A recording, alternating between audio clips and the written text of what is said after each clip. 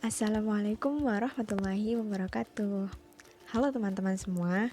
Setiap proses pembelajaran tentunya memiliki tingkat keberhasilan yang berbeda-beda ya. Tingkat keberhasilan ini dipengaruhi oleh berbagai macam faktor.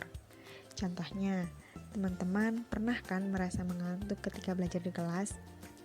Nah, hal ini masuk ke dalam ranah variabel pembelajaran. Pada kesempatan kali ini, saya dan ketiga rekan saya akan mengulas apa sih itu variabel pembelajaran dan bagaimana klasifikasinya, serta berbagai macam pendekatan dalam pembelajaran. Tapi sebelum itu, kita kenalan dulu ya. Pada video kali ini, saya Lina Kinanti akan ditemani oleh Anissa Solehah, kemudian ada Samudra Mutiara, dan Wilda Aulia.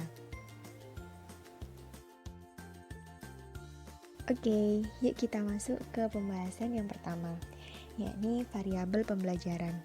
Apa sih itu variabel pembelajaran? Nah, tentunya di sini teman-teman sudah tidak asing ya dengan kata variabel. Ya, variabel merupakan objek yang menjadi perhatian untuk dianalisa atau dapat juga dikatakan hal-hal yang mempengaruhi jalannya suatu proses. Kali ini fokus kita adalah pembelajaran. Jadi, variabel pembelajaran di sini akan berkaitan dengan hal-hal yang mempengaruhi proses pembelajaran itu sendiri. Untuk apa sih ada variabel-variabel ini? Iya, benar. Untuk meningkatkan mutu belajar di kemudian hari. Variabel pembelajaran diklasifikasikan menjadi 3. Hal ini sesuai dengan apa yang dikemukakan oleh Regelt. 3 variabel pembelajaran itu adalah yang pertama, kondisi pembelajaran, yang kedua, metode pembelajaran, dan yang terakhir, hasil pembelajaran. Oke, mari kita kupas satu persatu ya. Yang pertama ada kondisi pembelajaran. Kondisi dalam pembelajaran berpengaruh terhadap metode pembelajaran dan berada di luar kendali seorang guru. Gimana sih maksudnya? Misalnya, ketika kita mendapat jadwal kelas di pagi hari, kita bisa menangkap materi yang dijelaskan dengan lebih cepat, sebab kondisi kita masih fresh. Lain halnya, ketika kita mendapat jadwal kelas di siang hari, tentunya kita sudah mulai tidak konsentrasi kan? Ada yang mulai lapar, mengantuk, ingin cepat pulang, dan lain sebagainya.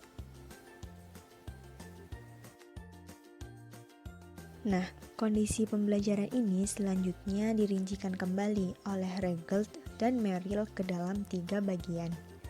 Pertama, ada tujuan dan karakteristik bidang studi. Tujuan pembelajaran sendiri berkaitan dengan hal-hal atau target yang harus dicapai dalam proses belajar. Sedangkan karakteristik bidang studi merupakan aspek-aspek yang berhubungan dengan struktur maupun tipe isi dari bidang studi. Yang kedua, yakni kendala. Tentunya tidak ada proses pembelajaran yang 100% berjalan dengan sempurna. Kendala ini mencakup keterbatasan sumber belajar, waktu belajar, media belajar, personalia, maupun biaya pendidikan. Yang terakhir yaitu karakteristik peserta didik. Seperti yang kita ketahui, dalam satu kelas ada berbagai macam tipe peserta didik dengan berbagai macam minat, bakat, gaya belajar, latar belakang, dan lain sebagainya. Itu tadi merupakan ulasan terkait kondisi pembelajaran. Tentunya tidak mudah ya menjadi seorang tenaga pendidik. Perlu adanya usaha untuk menentukan metode apa sih yang pas dan cocok digunakan agar para siswa bisa menyerap sebanyak mungkin materi yang kita berikan. Selanjutnya, untuk variabel kedua adalah strategi atau metode pembelajaran. Apa itu strategi pembelajaran? Strategi atau metode pembelajaran merupakan cara-cara yang berbeda untuk mencapai hasil pembelajaran yang berbeda di bawah kondisi yang berbeda. Nah, strategi pembelajaran sendiri dapat diklasifikasikan menjadi 3, yaitu strategi pengorganisasian, strategi penyampaian, dan strategi pengelolaan. Apa sih dari masing-masing itu? Pertama, strategi pengorganisasian adalah cara untuk menata isi suatu bidang studi, dan kegiatan ini berhubungan dengan tindakan, pemilihan isi atau materi, penataan isi, pembuatan diagram, dan sejenisnya. Kedua, strategi penyampaian adalah cara untuk menyampaikan pembelajaran pada siswa dan atau untuk menerima serta merespon masukan dari siswa. Ketiga, strategi pengelolaan merupakan cara menata interaksi antara siswa dan variabel strategi pembelajaran lainnya, yaitu dua variabel sebelumnya, variabel strategi pengelolaan dan strategi penyampaian. Strategi pengelolaan pembelajaran berhubungan dengan pemilihan tentang strategi pengorganisasian dan strategi penyampaian yang digunakan selama proses pembelajaran berlangsung. Strategi pengelolaan pembelajaran berhubungan dengan penjadwalan, pembuatan catatan kemajuan belajar, dan motivasi. Contoh penerapan strategi pembelajaran itu bisa dengan metode diskusi, metode demonstrasi, dan metode latihan. Dalam metode diskusi, pengajaran ini mengedepankan aktivitas diskusi siswa dalam belajar memecahkan masalah, dapat mendorong siswa berpikir kritis dan menghargai pendapat orang lain. Untuk metode demonstrasi, metode ini dilakukan dengan cara untuk praktikum sehingga siswa melihat langsung apa yang sedang dipelajari karena lebih mudah dimengerti dengan cara praktik langsung. Kemudian, yang ketiga, dalam metode latihan dilakukan dengan cara melatih keterampilan soft skill para siswa. Dari metode ini dapat melatih kreativitas, melatih fokus, kecepatan, dan ketelitian siswa. Variabel ketiga adalah hasil pembelajaran. Apa itu hasil pembelajaran? Hasil pembelajaran adalah semua efek yang dapat dijadikan sebagai indikator tentang nilai dari penggunaan strategi pembelajaran di bawah kondisi yang berbeda. Variabel hasil pembelajaran ini juga dapat diklasifikasikan menjadi 3, yaitu keefektifan pembelajaran, efisiensi pembelajaran, dan daya tarik pembelajaran. Pertama, keefektifan pembelajaran. Biasanya diukur dengan tingkat pencapaian si belajar itu dengan 4 aspek penting yang dapat dipakai untuk mengekspresikan perilaku yang dipelajari, yaitu tingkat kesalahan, kecepatan unjuk kerja, tingkat ahli belajar, dan tingkat retensi dari apa yang dipelajari. Kemudian yang kedua adalah efisiensi pembelajaran. Biasanya diukur dengan rasio antara keefektifan dan jumlah waktu yang dipakai si belajar dan atau jumlah biaya pembelajaran yang digunakan. 3. Daya tarik pembelajaran. Biasanya diukur dengan mengamati kecenderungan siswa untuk tetap terus belajar atau tidak. Nah, hasil pembelajaran itu dapat dilihat dari 3 hal. Pertama, kegiatan evaluasi atau ujian untuk melihat tingkat pencapaian siswa. Kedua, kecepatan pemahaman. Dan yang ketiga, daya tarik siswa dalam pembelajaran. Selanjutnya, kita akan membahas materi tentang pendekatan pembelajaran. Pembelajaran merupakan kegiatan dalam proses implementasi kurikulum yang dilakukan oleh guru agar siswa dapat belajar. Nah, pendekatan pembelajaran sendiri merupakan aktivitas guru dalam memilih kegiatan pembelajaran serta jalan yang akan ditempuh oleh guru dan siswa dalam mencapai tujuan pembelajaran. Pendekatan pembelajaran tentu tidak kaku dan harus menggunakan pendekatan tertentu, tetapi sifatnya lugas dan terencana. Artinya, memilih pendekatan disesuaikan dengan kebutuhan materi ajar yang dituangkan dalam perencanaan pembelajaran.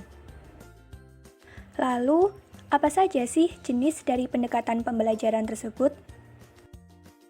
Yang pertama adalah pendekatan konsep. Pendekatan konsep ini merupakan pendekatan pembelajaran yang secara langsung menyajikan konsep tanpa memberikan kesempatan kepada siswa untuk menghayati bagaimana konsep itu diperoleh. Konsep dapat diperoleh dari fakta, peristiwa, pengalaman, dan melalui generalisasi serta berpikir abstrak. Yang kedua adalah pendekatan proses. Pendekatan proses ini merupakan suatu pendekatan pengajaran yang memberikan kesempatan kepada siswa untuk ikut menghayati proses penemuan atau penyusunan suatu konsep sebagai suatu keterampilan proses. Selanjutnya adalah pendekatan deduktif. Pendekatan ini adalah proses penalaran yang bermula dari umum ke keadaan khusus sebagai pendekatan pengajaran yang bermula dengan mengajukan aturan prinsip umum diikuti dengan contoh-contohnya. Pendekatan selanjutnya adalah pendekatan induktif. Pendekatan induktif menghendaki agar penarikan kesimpulan didasarkan dari fakta yang konkret sebanyak mungkin. Menurut Purwanto, kesimpulan atau cara berpikir yang diambil secara induktif bergantung pada representatif atau sampel yang diambil mewakili fenomena keseluruhan. Selanjutnya adalah pendekatan heuristik. Heuristik berasal dari bahasa Yunani, yaitu heuristik yang berarti saya menemukan. Menurut Rusyan, heuristik merupakan semacam fakta psikologis yang muncul sebagai kodrat manusia yang memiliki nafsu untuk menyelidiki sejak bayi. Menurut metode ini, peserta didiklah sendiri yang harus menemukan fakta ilmu pengetahuan.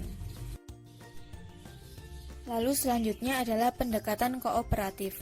Pembelajaran kooperatif merupakan suatu pendekatan pembelajaran di mana siswa belajar dan bekerja dalam kelompok-kelompok secara kolaboratif yang anggotanya terdiri dari 4-6 orang dengan struktur kelompok heterogen. Belajar kooperatif menekankan pada kerja kelompok atau siswa belajar bersama dan saling membantu.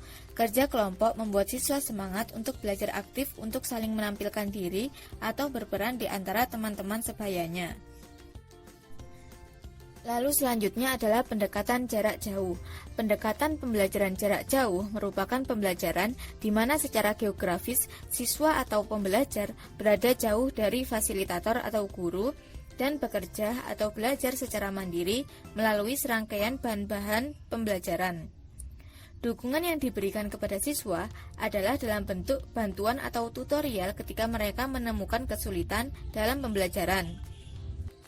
Namun, dewasa ini, konsep pembelajaran jarak jauh telah berkembang luas. Selanjutnya, pendekatan konsep belajar tuntas. Pendekatan konsep belajar tuntas atau mastery learning adalah suatu keyakinan bahwa seluruh siswa dapat belajar dengan tepat jika diberikan waktu dan pembelajar yang tepat serta layak. Para siswa dapat mencapai ketuntasan ketika standar pembelajaran dirumuskan dan digambarkan dengan jelas, penilaian dan pengukuran kemajuan siswa ke arah capaian tujuan dilaksanakan dengan teliti. Pendekatan manakah yang paling tepat? Tiap pendekatan pembelajaran tersebut mempunyai karakteristik tertentu dan berbeda antara satu dengan yang lainnya, sesuai dengan fungsi dan tujuan tiap pendekatan yang mana diterapkan dalam upaya implementasi. Jadi, itu adalah beberapa penjelasan singkat dari materi pendekatan pembelajaran. Terima kasih untuk teman-teman yang sudah menonton sampai akhir. Sekian dari kami. Wassalamualaikum warahmatullahi wabarakatuh.